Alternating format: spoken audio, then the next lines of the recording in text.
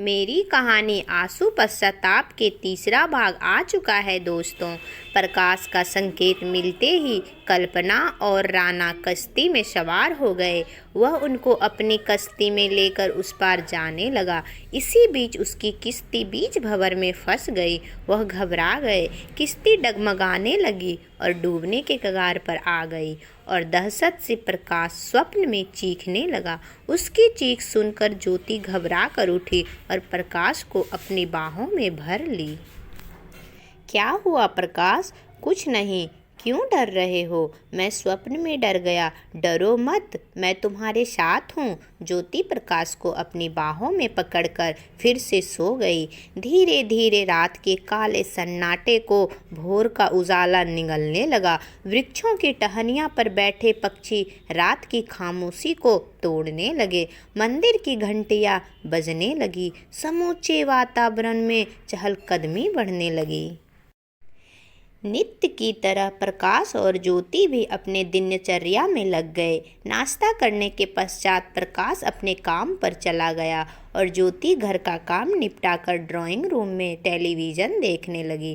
तोता मैना की कहानी पुरानी हो गई। देखो छोटी सी मोना अब सयानी हो गई।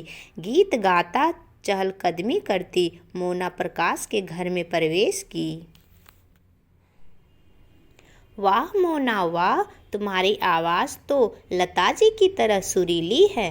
और क्या भाभी, वैसे तो मैं गीत गानों की ज़्यादा शौकीन नहीं हूँ। अच्छा हाँ भाभी, यह तो मैं मन बहलाने के लिए कभी कभी गुनगुना लेती हूँ। मोना, जीवन में संगीत का बहुत महत्व है और तुम गाती भी अच्छा हो, इसलिए गुनगुनाती रहा करो।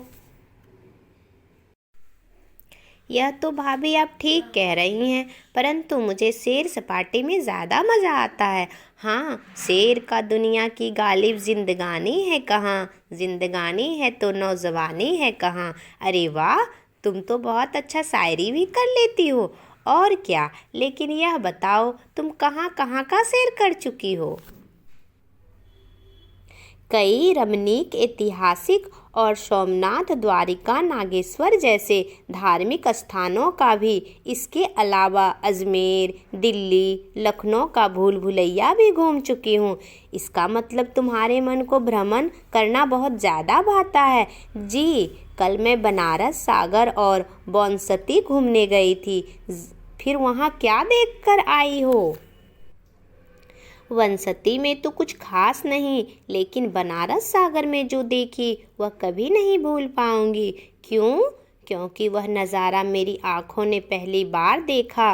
जरा हमें भी बताओ, कल तुम्हारी आँखों ने ऐसा कौन सा नज़ारा देखा जो तुम कभी नहीं भूल पाओगी?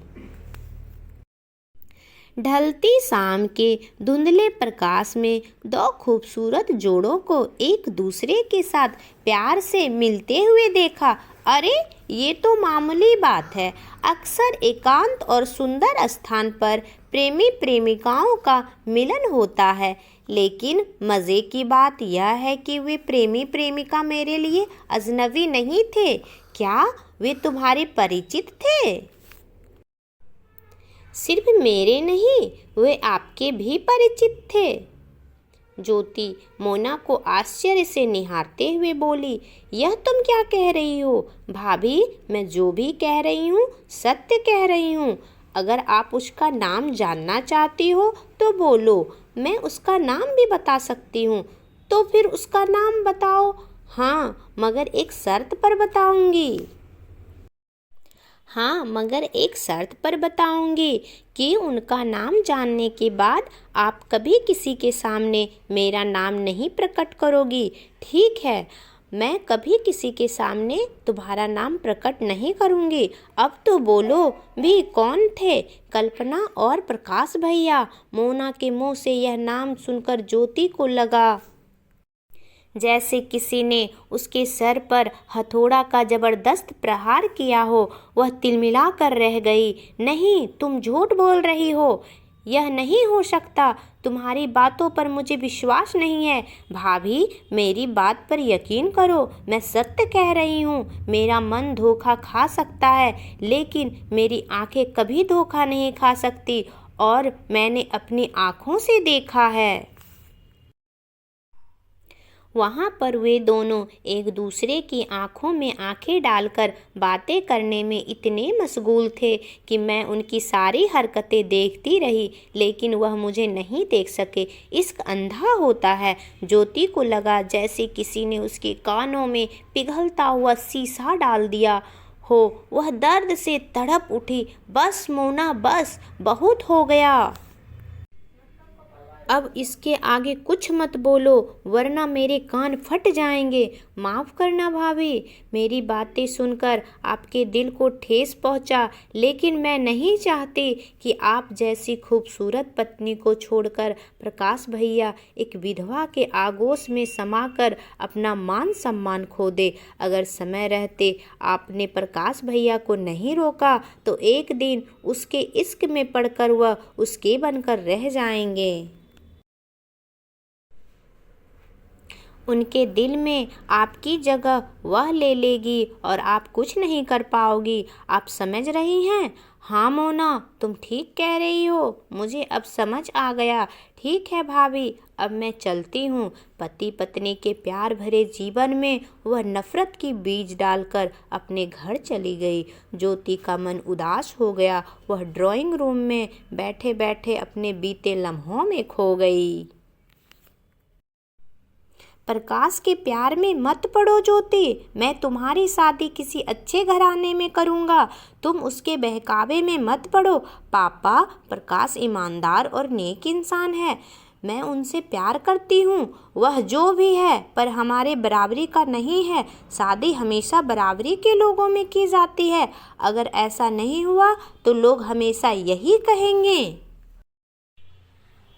कि सेठ धर्मदास अपनी बेटी की शादी एक साधारण परिवार में क्यों किया। तुम जिस माहौल में पली बड़ी हो यह तुम्हें प्रकाश के घर नहीं मिलेगा। पापा, जब लड़की की मांग बढ़ जाती है तो पिता का घर मायका बन जाता है और उसका ससुराल ही उसका अपना घर होता है। लेकिन अपनी बेटी का हाथ पीला करने से पहले उसके पापा को बहुत कुछ सोचना पड़ता है।